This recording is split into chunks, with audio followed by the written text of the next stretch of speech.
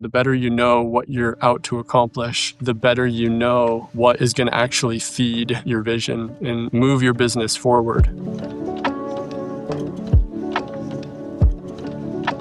Hello, my name is Charlie Voris, and I've owned a full-service video production company for just over 20 years. On this channel, I'm going to share my experience operating my small business. As I'm sure you're well aware, there are many careers one could pursue within the production industry, but I found my success as a soup-to-nuts production company, making short commercials and documentaries for businesses and communities. In this video, I'm going to share 7 things that I've learned from 20 years of owning a production company.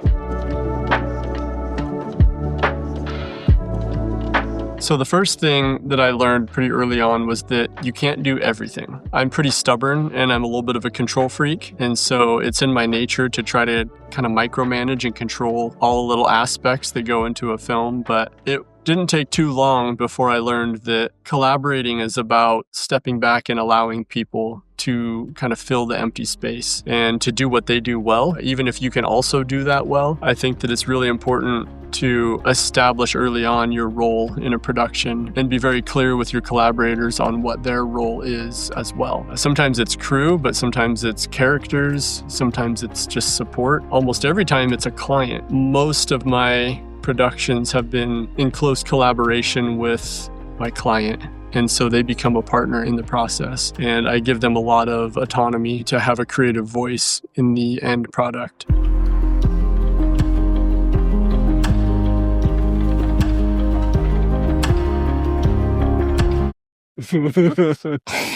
Oh, man.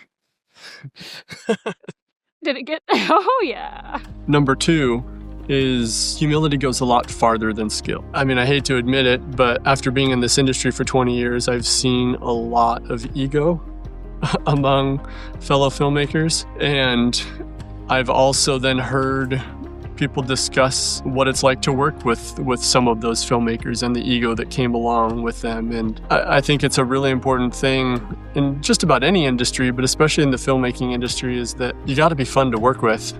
And you got to be easy to work with, and you got to be a good friend and just build relationships and stay true to the relationship that you're developing together. And especially if you're a cinematographer or somebody who's relying on someone else within the industry to get a job. Essentially, if you're not the producer or the director, you need to be a good DP or a good cinematographer, but you also need to be great to hang around with. A lot of these productions are multiple days in remote locations, and there's hotels and there's car rides and there's just a ton of downtime in between things. And if you're a difficult person to be around, you're probably not going to get hired for future work. So when I'm building out a team to help me on things, it's almost always character first and then hard skills.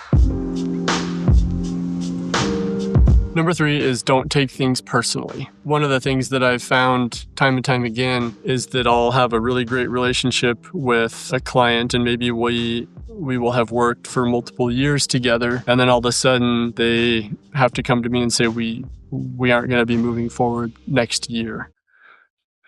And maybe there's personal reasons involved, but almost always it's because of budgetary reasons, or the company at large is going to take a different direction and our service is no longer needed. And it's really important to, I guess, recognize that if you've communicated well and you've been a good friend through the process, that the large majority of the time it's going to be for reasons outside of anything personal as to why they don't want to work with you any further. And so I've experienced that type of dynamic many times, and how you handle that situation, I think, will determine whether or not you're going to get hired by them again a few years down the road.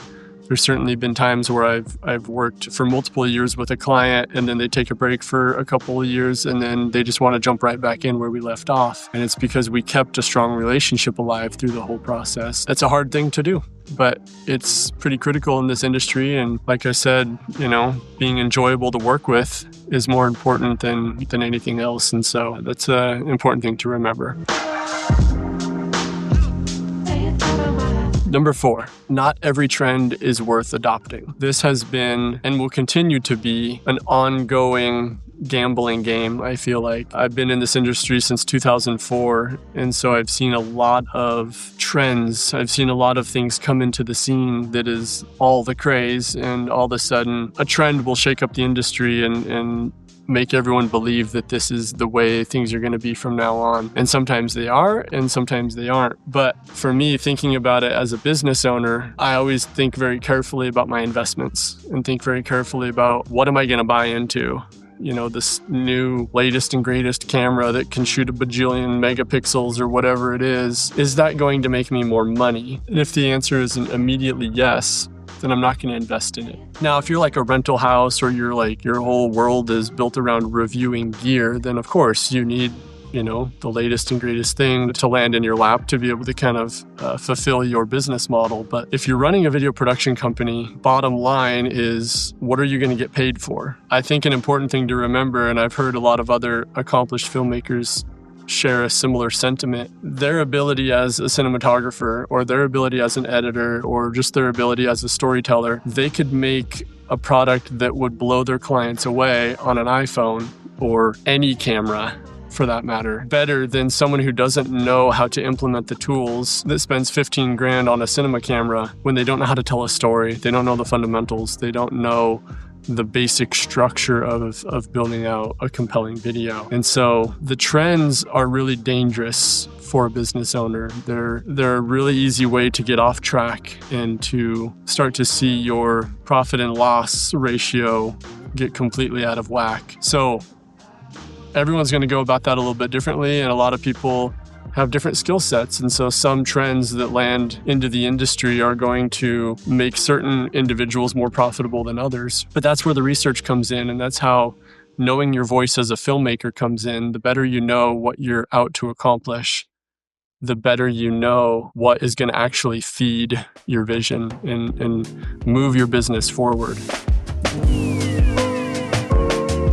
Number 5, almost everything takes longer than you think. After making hundreds of videos for 20 years, almost every time we can look back and recognize, wow, that was harder than we thought it was going to be, or that took longer than we thought it was going to be, or we didn't expect that to happen at that point and that made that harder, or that took longer. And it's, I think, an important thing to remember is that more times than not in an industry that involves art, people, and technology, it's really hard to make things go smoothly. And so building in extra time, padding your budget, padding the vision is going to allow you to be more successful. But there are several times where we have completely blown budget because we didn't anticipate X, Y, and Z, or we planned on certain weather and got different weather. And so either we had to push production back or we had to completely re-envision the scene or whatever it was. But there's always something that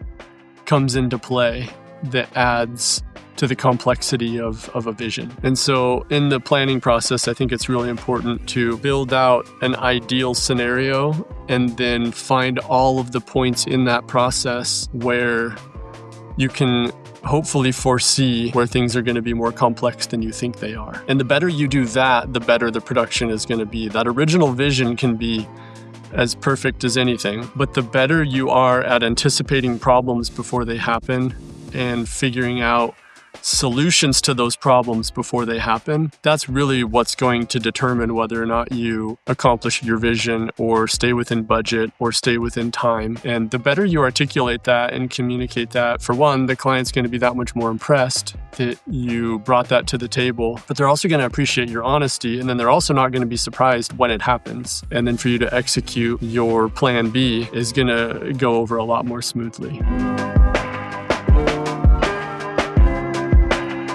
Number 6, the value of routines, process, and systems. This is somewhat of an antidote to number 5. The better you build out processes, routines, and systems, the smoother things are going to run. During the time of my business when I had employees and had a team, we all had to be on the same page a lot. And that has been a challenge for me in the past because I have my vision, I have my idea, and it seems so natural to me that that's how things should go. But if everybody's not on the same page with that vision, things get really complicated. And it's not just the vision for a particular film, it's also the vision for just the culture of the office or the way things should operate, what time meetings should take place, how long meetings should run, what's the agenda for the meeting, just sort of the overall experience working in the office. That had always been difficult for me. And in 2016, I hired 2 new employees at the same time. One was a project coordinator and then one was a producer, and who is still with me today. And one of the first things they did coming on board was put some processes and systems in place for how the office should run. And instead of it just being like a filmmaking club where you just sort of show up and make movies kind of whenever you wanted, we all of a sudden followed a much stricter schedule, especially around things that were tethered to client work. So X amount of time for executing a certain task on a project, and the people that were associated to the project and sort of the daisy chain of events that needs to unfold for that project to come together. And all of it made perfect sense to me, but it wasn't something that came naturally to me. I'm very much of like a head in the clouds dreamer, and I like to, think very ambitiously and creatively. But sometimes it's hard to communicate that vision to a team and to get everybody on the same page. So the better you can do that, whether you're a solo filmmaker or you're part of a team or you're a director with a crew underneath you, the better you can do that, the better the experience is going to be for everybody. And in most cases, the better the end product is probably going to be. There's a few things that we use that help implement that now. One of them is Asana. But you could really use any kind of team-based task management app. And also just the Google Suite, having that synced up across the team has been really helpful. Today, it's just me and my producer, and we still work on a lot of documents and a lot of our planning together. But we carried that practice over from when I had 7 employees and we were operating as a production company all within an office together. Number 7, gear matters way less than the industry wants you to think. This one is a little bit of a callback to not following every trend that comes into the scene. The fact is, camera manufacturers' sole purpose is to sell cameras.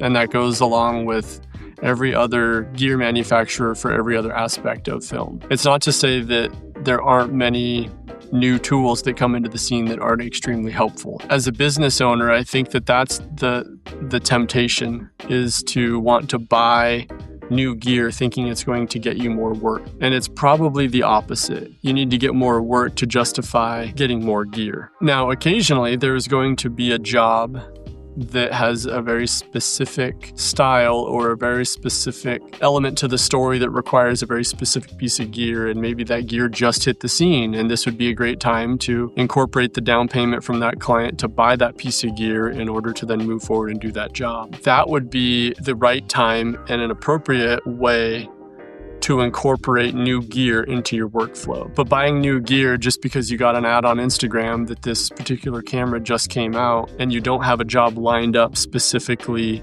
to incorporate the new features of that particular piece of gear that you don't already have into your workflow, you're just gambling with your profit at that point. And I've been guilty of it 100%, but it's one of those things that as a business owner and as you start looking at your profit and loss at the end of each year and thinking about your gear investments and whether or not that gear actually led to more profit, it starts to become more apparent to you that you may have been duped by the system by buying a piece of gear before you really needed it or before your company could actually benefit from it. But more times than not, clients aren't necessarily looking for a company with the latest and greatest or the best technology. Oftentimes they're looking for somebody who has the time to focus on this thing they want to accomplish. I've worked for many clients that are as talented as I am at shooting, but they are already busy. Or they could do a portion of what I do, but they recognize that I have, for one, the time and stamina to look at this particular project and take it to completion, or I bring a special voice or I bring